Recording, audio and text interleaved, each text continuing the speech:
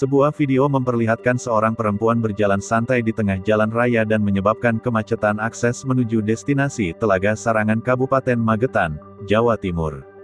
Video tersebut viral di media sosial.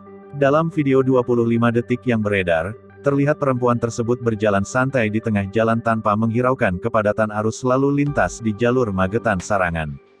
Bahkan perempuan tersebut terlihat marah ketika seorang pengguna jalan memintanya minggir. Kapolsek Plaosan AKP Munir membenarkan adanya kejadian perempuan yang berjalan santai di tengah jalan itu.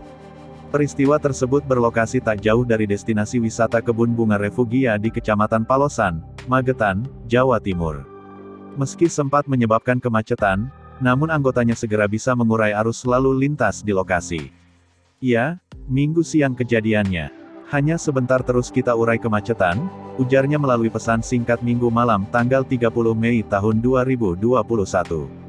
Polsek Munir menambahkan, perempuan yang sempat berjalan di tengah jalan tersebut sudah dibawa kembali ke rumahnya. Perempuan itu langsung dijemput oleh keluarganya.